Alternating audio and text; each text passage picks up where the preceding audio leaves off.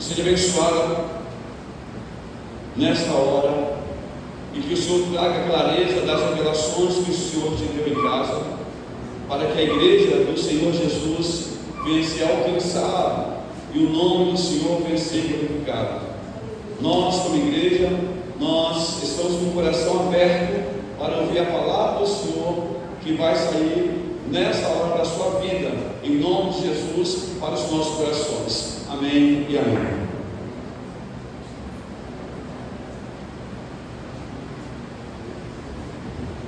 A paz do Senhor, igreja.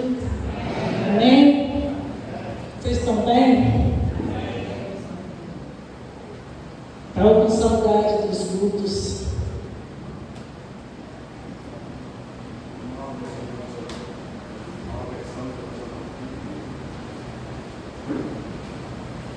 Saudade, estava fazendo curso. E aí fiquei uns 2 meses e meio aí fora aí do escudo de quarta. Mas ontem foi o encerramento, ontem foi a formatura e hoje estou liberada, graças a Deus. E nós, era um grupo só de mulheres. Quantas mulheres feridas tem nesse mundo? Perto de nós, rodeados, nos rodeando, mulheres feridas, que não começou no casamento, não. As feridas começaram lá, na família, com o pai, a mãe, a falta de pai, a falta de mãe, a violência dentro de casa. Então, muitas mulheres, posso falar que a sala ali toda com problema. E ontem lá na palestra foi falado algo que eu achei interessante. Nós precisamos ser curados para fazermos dos nossos filhos pessoas melhores. Por quê, irmãos? Nunca se ouviu falar tanto em feminicídio como a gente está vendo nesses últimos dias nos jornais. E nós, como servos de Deus, servas, né? Nós não estamos ensinando os nossos filhos, principalmente os homens, a honrarem as mulheres, a cuidar delas. E ali, quando vão para o casamento, ou vão para o relacionamento, acho que tomam posse, acho que são donos, se alguém termina, já querem matar, já querem. Então, a responsabilidade, principalmente de nós que somos servos de Deus, de ensinar isso para os nossos filhos. Mas começa também pelo ali entre um casal. Os filhos estão vendo o seu relacionamento entre casal. Vai aprender, está aprendendo o quê? O que estão aprendendo? E parar tempo para ensinar esses homens como ele deve agir com uma mulher, como ele deve respeitar, como ele deve amar. A Bíblia fala que os homens devem amar a esposa como Cristo ama a sua igreja. Se tiver uma mala de casa, tem que amar do meu jeito, irmãos. Desculpa, é uma brincadeira. Temos que amar, tem que amar do mesmo jeito. Claro, é responsabilidade nossa também de ensinar as mulheres a respeitar esses homens. Porque a gente também vê o outro lado, a falta de respeito das mulheres com os homens. Então, irmãos, leve isso para sua casa. Vamos ensinar os nossos filhos a sermos verdadeiros homens e mulheres de Deus. Amém? Eu estou incumbida de falar do capítulo 18 de Atos, 19 e 20. Amém? Então, um pastor que eu estava ouvindo, ele fala assim, que poderíamos chamar esse livro não de Ato dos Apóstolos, mas de Ato do Espírito Santo. Porque foi depois que da descida do Espírito Santo que esses homens se levantaram com autoridade e poder para manifestar o poder poder de Deus sobre essa terra. Sem o Espírito Santo, nada do que eles fizeram poderia se fazer. A Bíblia fala que obras maiores a gente faria. O próprio Jesus fala isso. Obras maiores farão. Com o poder do Espírito Santo agindo em nós faríamos coisas tremendas pelo poder de Deus. E esses homens aqui manifestaram isso, irmãos. E no capítulo 18 do livro de Atos, diz assim, primeiro versículo: depois disso, Paulo saiu de Atenas e foi para Corinto, e ali encontrou um judeu chamado Áquila, natural do Ponto, que havia chegado recentemente à Itália com Priscila, sua mulher, pois Cláudio havia ordenado que todos os judeus saíssem de Roma. Paulo foi vê-los e, uma vez que tinham a mesma profissão, ficou morando e trabalhando com eles, pois eram fabricantes de tendas. Todos os sábados eles debatiam na sinagoga e convenciam judeus e gregos. Aqui, nesse capítulo, a gente pode ver a ação do Atos, capítulo 1, versos 8. E recebereis poder. E recebereis poder.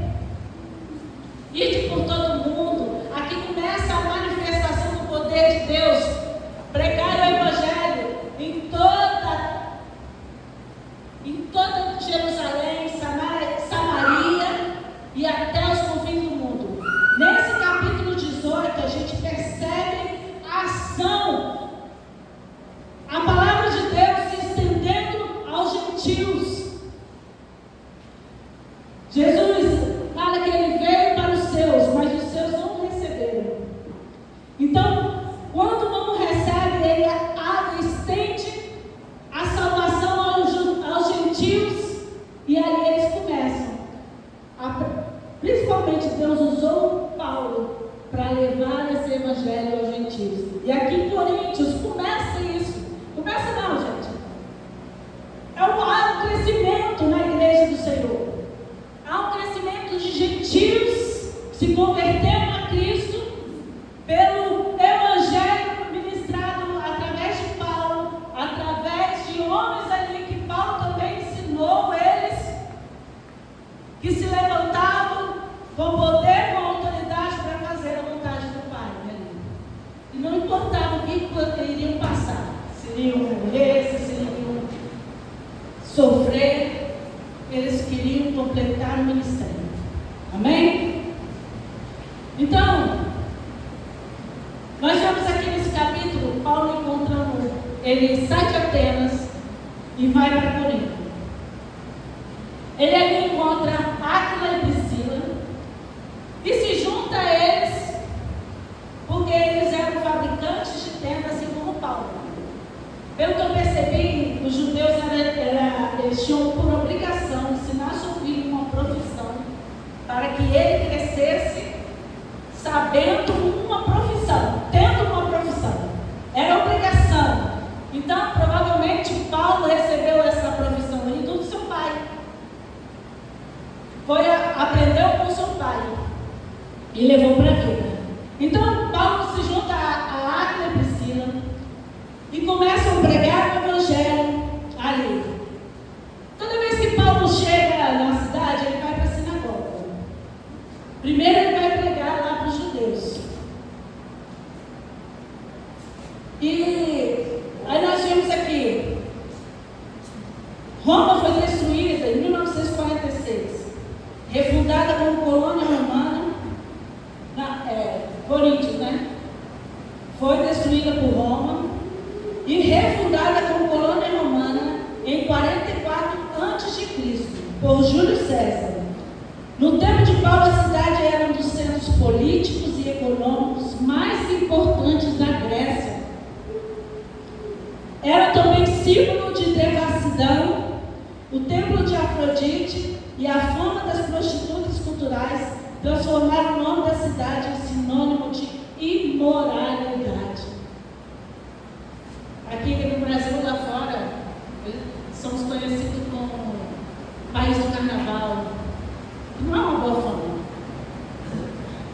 E aqui eles eram conhecidos, a fama deles também não era boa, irmãos.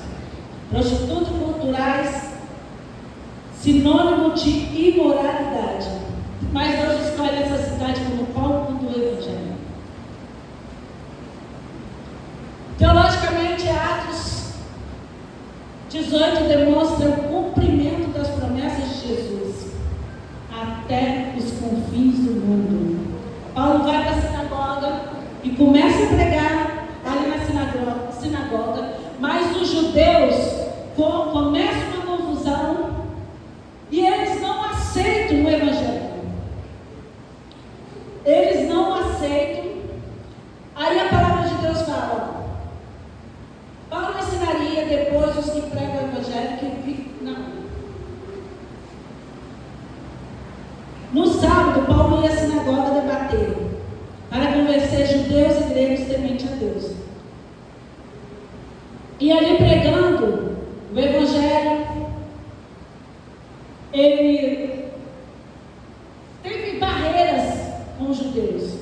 Os judeus não aceitavam a palavra de Deus e a palavra sobre Jesus.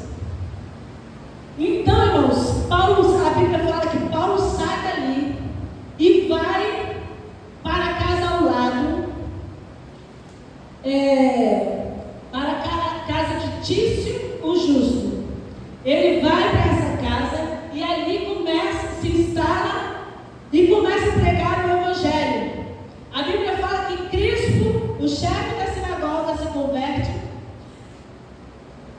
Toda a família de Tício também se converte ao Senhor. E ali há também muitos gentios se converteram ao Senhor.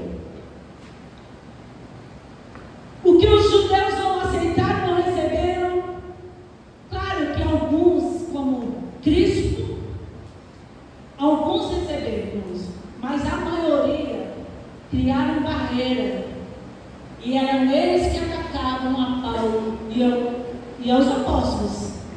Eram os próprios judeus que atacavam, que criavam barreira para que o Evangelho não fosse pregado. E a palavra de Deus fala que ele prega ali o Evangelho. O povo se converte. Há um crescimento da igreja do Senhor em Coríntio. Há um crescimento ao lado da sinagoga, irmãos. Interessante que ao lado da sinagoga, Paulo vai para o lado e ali começa a pregar. Não importa onde, Paulo estava pregando o Evangelho. Jesus aparece para Paulo em Atos 18, 9 e 10. Vamos lá, irmãos. Atos 18, 9 e 10. Certa noite o Senhor falou a Paulo em visão: não tenha medo, continue falando e não fique calado, pois estou com você e ninguém vai lhe fazer mal ou feri-lo, porque tenho muita gente nessa cidade. O Senhor já tinha levantado muita gente naquele lugar. Lembro dessa passagem, quando eu estava lendo? Da passagem de Elias, que Elias, eu estou sozinho. O Senhor fala que não, bobinhos. Separei aí 7.000 homens que me adoram. 7.000. Então aqui Jesus aparece para Paulo e fala: olha, não fique calado, não tenha medo, eu estou com você e eu vou guardar a sua vida. E porque eu tenho muitos dos meus aqui nessa cidade. A obra do Senhor, irmãos, ela é tremenda, ela parece que quanto mais bate na igreja do Senhor, mais ela cresce. Há um crescimento, há um amadurecimento. E podemos ver, depois disso, Paulo permanece ali por 1 ano e meio, ensinando a palavra de Deus. Depois vem a oposição dos judeus, tenta usar o tribunal de Roma para calar Paulo. Mas o procônsul Gário atrapalha os argumentos deles para eles: ó, problemas religiosos aqui não se resolvem. E eles ficaram, ó, só o veneno mesmo, porque eles queriam usar a Roma ali para atacar os cristãos, para prender Paulo, mas não foi. Ele não conseguiu. Então Galho dispersa essa multidão. E depois, irmãos, coitado, eles pegam se eu me lembro bem, é Sóstenes, e dá uma surra. Se eles não puderam bater em Paulo, eles pegam Sóstenes e dá uma surra nele. Olha, eu no lugar de Paulo. Mas a Bíblia fala que esses Sóstenes, tem uma outra passagem que depois ele se converte, porque Paulo cita ele lá na frente. Em outras cartas, Paulo cita. Então, depois dessa surra, talvez ele abriu os olhos e se converteu. Galho se recusa a se envolver, expulsa do tribunal a multidão, se revolta a multidão se revolta contra Sóstenes, chefe da sinagoga, e o espanca. Aqui agora nós vamos ver o ministério de Apolo, a pessoa de Apolo aparecendo. Paulo agora segue para Efésio, acompanhado de Priscila e Áquila, em Cencreia. Ele raspou a cabeça como cumprimento de um voto. Vemos Paulo fazendo um voto ao Senhor. Ele raspa toda a sua cabeça em sinal desse voto. E fez Paulo debate na sinagoga. Novamente, irmãos, Paulo sempre indo para a sinagoga para ali apresentar a palavra de Cristo. Mas parte logo. Fica Áquila e Priscila ali e encontra com Apolo. Apolo era um judeu de Alexandria, culto e conhecedor das Escrituras. Falava de Jesus, mas só conhecia o batismo de João. Priscila e Áquila o recebem e instruem com exatidão no caminho de Deus. Ele não conhecia,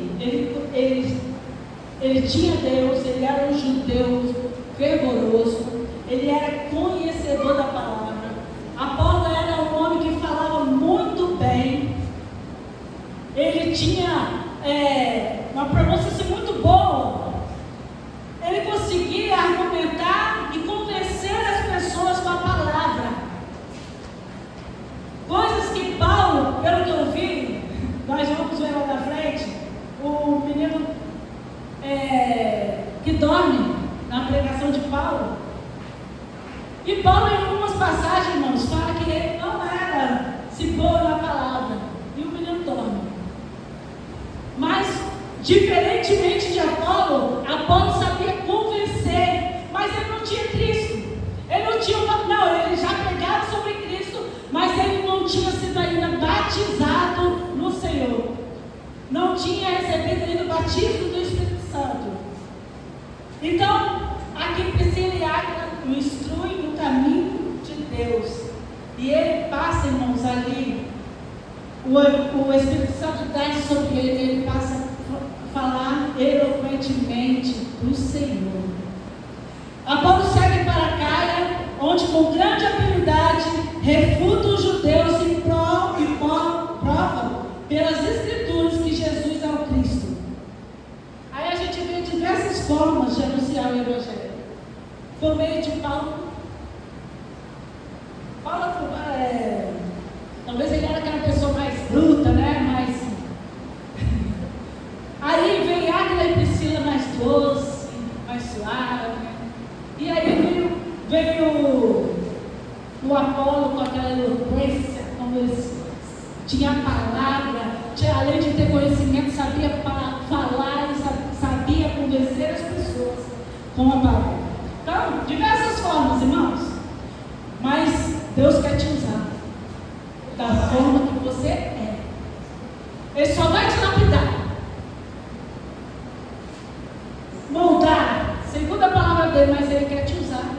Ah, mas eu não sei falar. O que Moisés fala? Ah, eu sou Senhor fala, vai que eu sou. Vai contigo. Então, irmãos, não tem desculpa para a gente não deixar sermos guiados pelo Espírito Santo. Deus tem um chamado para a sua vida. Deus tem um chamado. Eu não sei aonde, mas Deus pode te mostrar, pode te direcionar. Pode mostrar onde é o seu trabalho.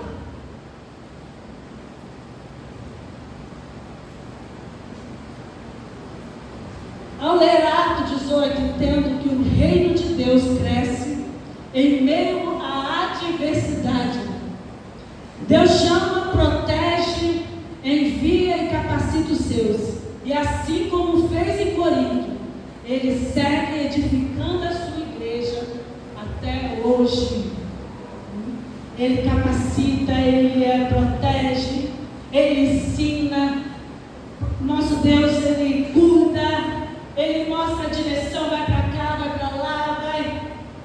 Mas Ele sempre cuidando, sempre protegendo os seus. E agora nós vamos para o capítulo 19, irmãos. Capítulo 19. Enquanto Apolo estava em Corinto, Paulo, atravessando as regiões altas, chegou a Éfeso. Ali encontrou alguns discípulos e lhe perguntou: vocês receberam o Espírito Santo quando creram? Eles responderam: não, nem sequer ouvimos que existe o Espírito Santo. Então, que batismo vocês receberam? Perguntou Paulo: o batismo de João. Responderam eles. Disse Paulo: o batismo de João foi um batismo de arrependimento. Ele dizia ao povo que cresce naquele que viria depois dele, isso é, em Jesus. Ouvindo isso, eles foram batizados no nome do Senhor Jesus. Quando Paulo nos impôs a mão, veio sobre eles o Espírito Santo e começaram a falar em língua e a profetizar. A necessidade do batismo, irmãos. Paulo viu que o povo precisava do batismo do Espírito Santo. Irmãos, a gente não consegue vencer esse mundo aqui se a gente não tiver ele. Eu lembro que logo que nós conhecemos sobre o batismo do Espírito Santo, a gente ia para um monte direto. Eu disse: Senhor, eu quero ser cheia, eu quero o Espírito Santo. Eu não saía dali, eu quero batismo. Enquanto, irmãos, eu não consegui esse batismo, eu não saí dos pés do Senhor. Mas eu estava ali buscando fervorosamente, buscando, eu muitas vezes frustrada: Senhor, cadê? Por que eu não sou batizada? Às vezes achava que o problema estava em mim. Uma vez um pastor colocou a mão na minha cabeça e falei: ele fez uma ministração tão tremenda assim, que eu falei: é hoje que eu recebo o batismo, é hoje. Aí ele colocava a mão na cabeça dos irmãos e fazia aquela oração longa. Aí ele viu outro para fazer aquela oração longa. Daqui a pouco ele colocou a mão na minha cabeça e falou: receba o Espírito Santo. Aí eu na minha mente, com essa oraçãozinha, não vou receber nada. Desse jeito, irmãos. Não era fácil não. Não era muito fácil não. Aí, graças a Deus que Deus foi misericordioso. Aquele homem tinha o dom da cura. E naquele dia eu estava com tanta dor na coluna, tanta dor. Eu não tinha problema na coluna, agora graças a Deus eu não tenho mais. Eu estava com tanta dor que eu já estava puxando a perna assim. E aquele homem foi orar pelos enfermos. Menino, quando ele orou pelos enfermos, ele não colocou a mão na minha cabeça não. Mas parece que um negócio assim mudou. O tempo mudou ao meu redor. Parece que caiu algo sobre mim assim. E na alegria daquela cura, naquele momento, eu comecei a falar em língua, a pular. Meu irmão, eu disse assim, é coisa tremenda. Então busque. Não se canse se você não recebeu. Busque até receber o Espírito Santo, porque você não vai conseguir vencer nessa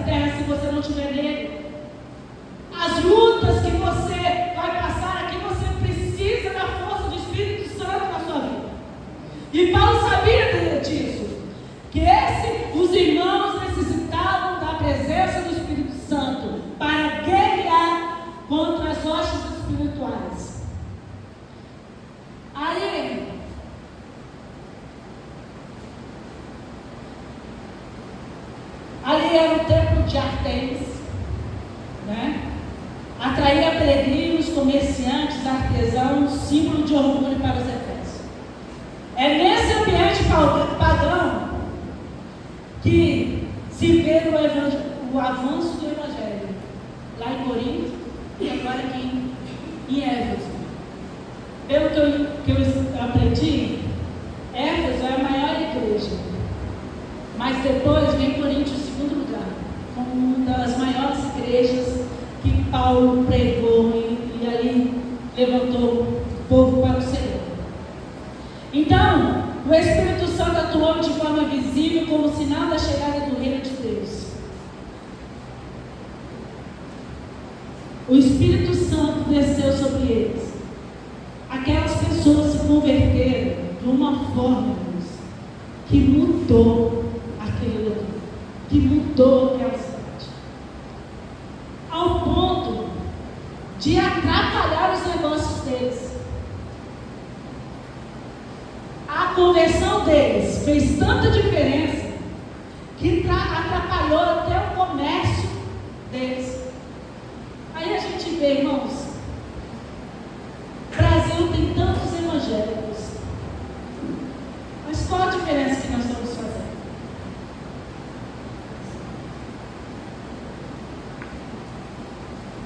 Há mais cristãos no Brasil do que não cristãos. Tá? Claro que engloba os católicos, né? Mas há um crescimento tremendo das igrejas evangélicas no Brasil.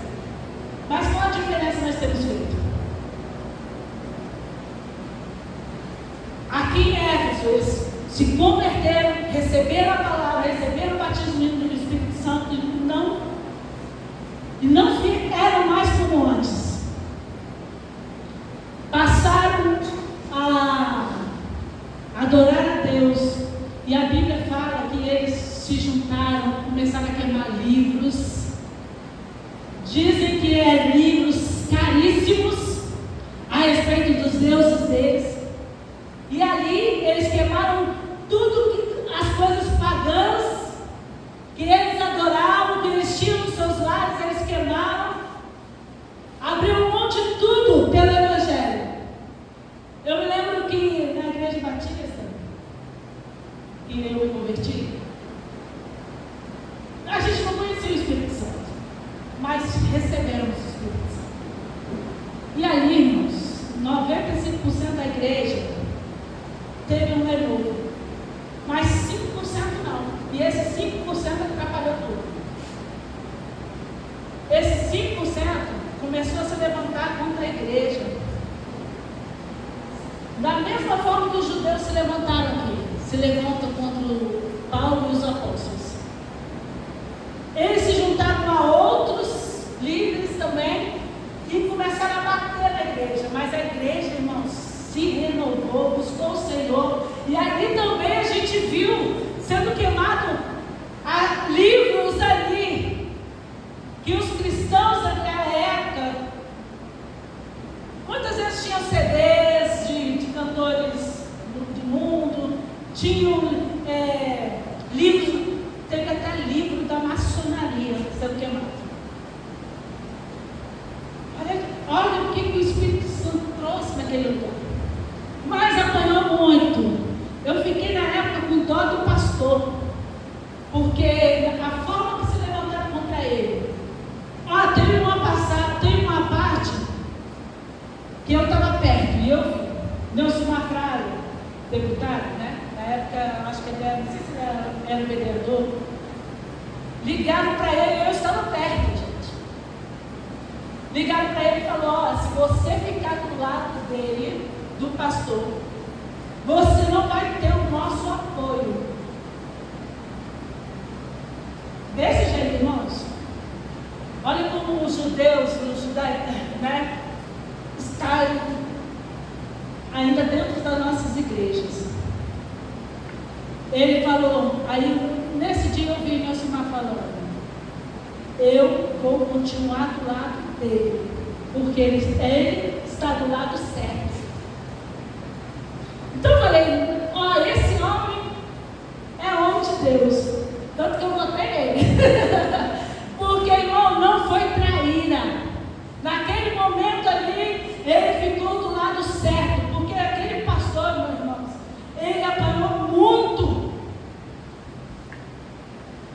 Eles bateram muito na igreja. 95%. E quem teve que sair da igreja? Os 95%. E deixar a igreja para eles. Nós saímos e fomos para outro local. O Espírito Santo incomoda isso. A presença do Espírito Santo na sua vida incomoda os outros. E recebereis poder ao descer sobre vós o Espírito Santo. Ide por todo mundo, pregai o Evangelho a toda criatura, porão as mãos sobre os enfermos e serão curados. Se beber alguma coisa mortífera, não fará mal algum. Então, irmãos, olha o poder de Deus nas nossas vidas, o que pode fazer, pode transformar pessoas do nosso lado, pode transformar pessoas ao nosso redor. E aqui, depois a gente vê o batismo do Espírito Santo.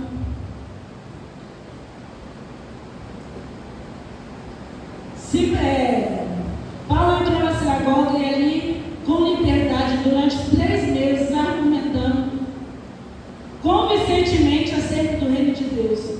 Mas alguns deles endureceram e recusaram a crer e começaram a falar mal do caminho diante da multidão. Paulo então se afastou, tomando consigo os discípulos. Aqui é o verso 9. Tomando consigo os discípulos, passou a ensinar diariamente na casa de Tirano. Paulo vai na sinagoga, mas ali não recebe a palavra, ele sempre aí vai para outra casa. E aqui ele vai para a casa de Tirano. Isso continuou por 2 anos, de forma que todos os judeus e gregos que viviam na província da Ásia ouviram a palavra. Deus fazia milagres extraordinários por meio de Paulo, de modo que até lenços e aventais eram usados para curar. Pegavam o lenço de Paulo e colocavam nos enfermos, e os enfermos eram curados. A gente vê também Pedro, que ele passa a sua sombra só, não precisou nem Pedro tocar nos enfermos, já estava sendo curado. Tamanho é o poder de Deus, o poder do Espírito Santo na vida do homem.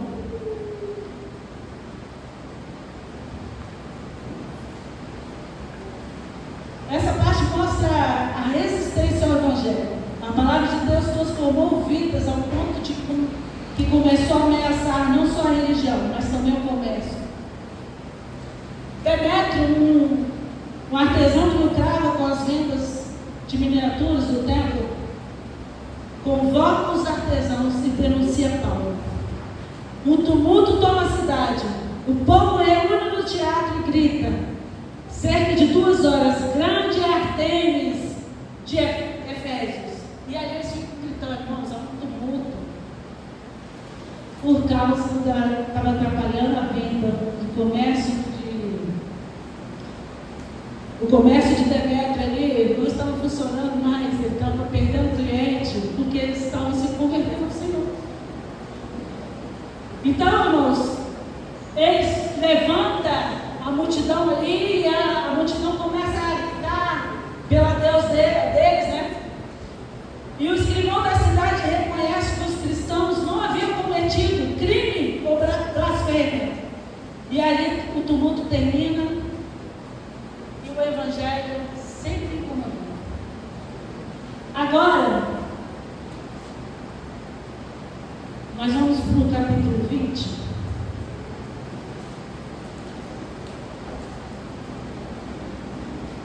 Muita coisa. Esse capítulo, irmãos, é um capítulo mais os capítulos mais emocionantes. Porque ali é uma despedida de Paulo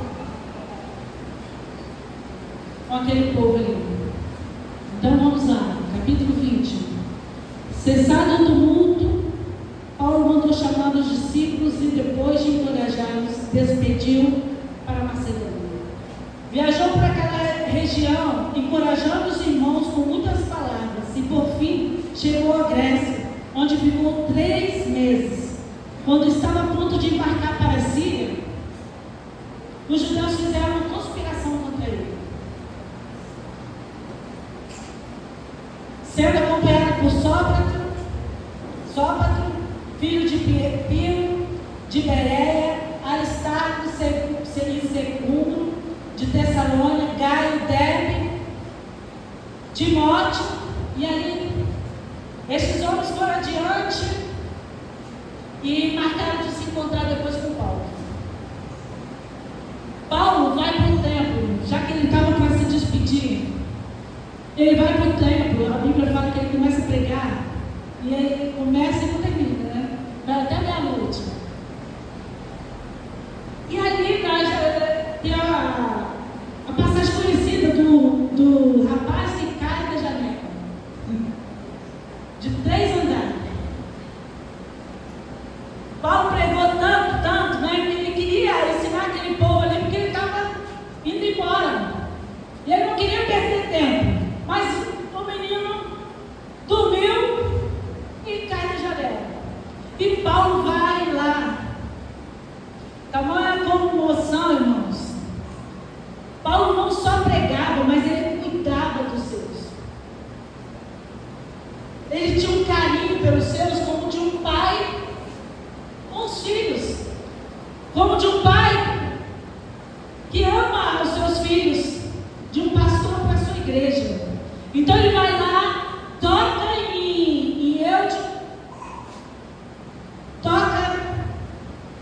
em Eutico, e ali ele é curado. E ali, irmãos, com a cura de Eutico,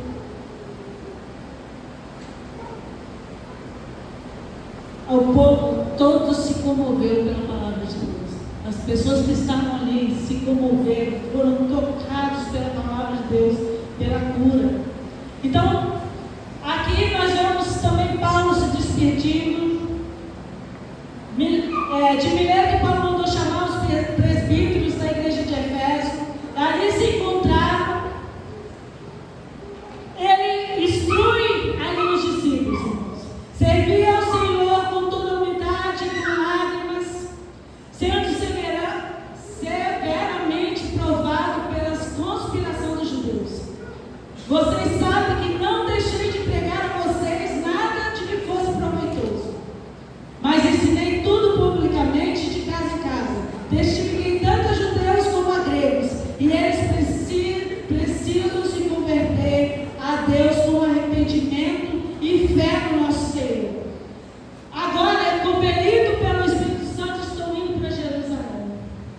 E aqui, irmãos, um dos versículos mais tocantes, o versículo 24, diz assim: todavia, não me importo, nem considero a minha vida de valor algum para mim mesmo, se tão somente puder terminar a minha corrida e completar a minha carreira, que o Senhor Jesus confiou, de testemunhar o Evangelho de graça, da graça de Deus. Paulo não importava que ele iria passar pelo Evangelho, ele queria completar a sua carreira. Paulo sabia que algo muito lindo estava para enfrentar lá em Jerusalém, mas compelido, guiado, direcionado pelo Espírito Santo. Gente, olha a importância do Espírito Santo nas nossas vidas. Ele vai sem temer a morte, sem temer o sofrimento, ele vai. E, irmãos, ele fala: olha, eu não considero a minha vida de valor. Eu estou disposto a dar a minha vida para Deus, Senhor. Você está também, irmãos? E nós, hoje eu vi um culto na Nigéria. Estava dando culto e entraram ali e começaram a atirar nas pessoas que estavam nessa igreja. Irmãos, nós estamos preparados para essa perseguição. Nós sabemos que o mundo está partindo para isso. E o Brasil também não está ficando diferente, não. O certo está ficando errado e o errado está ficando certo. E a igreja, irmãos, as portas estão se fechando para a igreja. Nós estamos preparados para isso?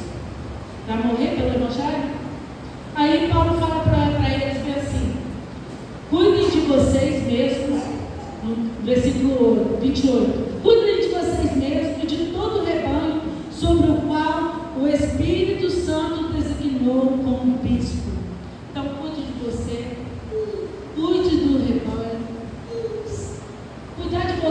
irmãos? Proteger a sua mente. Porque Paulo fala que até alguns de vocês também aqui vão se desviar. Lobos ferozes vão penetrar no meio de vocês. Cuide de vocês, cuide da sua mente, para que o ensinamento do Senhor não saia e você deixe que ensinamentos errados penetrem em sua mente e passe a falar coisas que não é da palavra do Senhor. Então ele fala: cuide de você, cuide do povo, ensina a palavra de Deus, cuide dessa igreja. E no versículo 29, sei que depois da minha partida, lobos ferozes penetrarão no meio de vocês. Dentre vocês mesmos levantarão homens que torcerão a verdade, a fim de atrair os discípulos. Por isso vigiem, lembre-se. Então, irmãos, aqui no versículo 33, ele dá um exemplo da vida dele: não cobicei a prata nem o ouro, nem as roupas de ninguém. Vocês mesmos sabem que essas minhas mãos supriram minhas necessidades e as de meu companheiro. Ele dá um exemplo. Ele fala que todo trabalhador é digno do seu trabalho. E o obreiro, ele era digno de ser mantido ali pela igreja. Mas só que Paulo, e muitas das vezes ele mesmo, supria suas necessidades. Ele dá um exemplo: ó, tem hora sim, eu preciso da igreja, tem hora que eu mesmo. Então é exemplo, irmãos. Eu posso ser cristão, mas eu posso ter uma profissão. Eu posso ser cristão, mas eu posso ir para a faculdade, ter ensinamento, eu posso crescer na vida. Então, exemplo, ele não pesava em ninguém.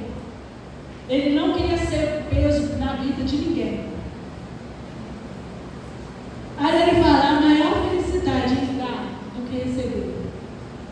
A maior felicidade em dar do que receber. E a palavra do Senhor diz que eles ali se ajoelharam e Paulo orou. E eles choraram muito. Choraram muito, irmãos, porque eles sabiam que não iam ver mais Paulo. E Paulo também sabia que não veriam mais eles. Dali Paulo iria partir, depois ele iria chegar a Jerusalém, e de Jerusalém seria preso, e de Jerusalém ali vai para Roma, e dali é a morte. Mas o que Paulo deixa para a gente aqui, irmãos? Ele era um homem de relacionamento. Olha a importância do relacionamento dentro da igreja. Olha a importância da comunhão dentro da igreja. Não só, eu estou aqui para fazer a obra do Senhor e pronto. Irmãos, eu preciso amar. Eu preciso amar as pessoas que estão ao meu redor. Eu preciso fazer o meu trabalho, mas com amor. Eu preciso me importar com a pessoa que está ao meu redor, com a pessoa que está ao meu lado. Não só ir ali pregar e se a pessoa está passando fome, eu não estou nem aí. Eu levei a palavra.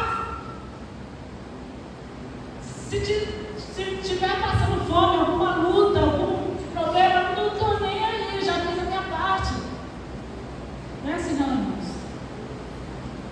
Não é desse jeito. Nós precisamos criar relacionamento, amor entre os irmãos.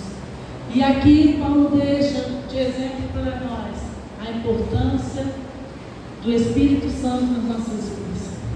E recebereis poder ao descer sobre vós o Espírito Santo. Se coloque de pé, irmãos. É uma passagem, são 3 capítulos longos, né? Mas muito bom, irmãos. Se vocês quiserem ler assim com o tempo, vocês vão ver o trabalho de Paulo, Deus agindo ali através de Paulo. Mesmo quando tudo parece que não vai dar certo, nada vai dar certo, que tudo, às vezes, irmãos, a gente pensa que assim, se algo não está dando certo,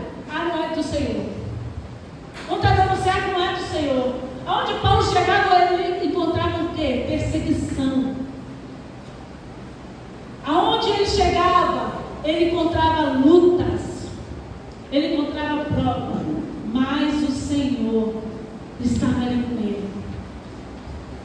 Mesmo que você não vê lutas e provas, o Senhor está com você, amém?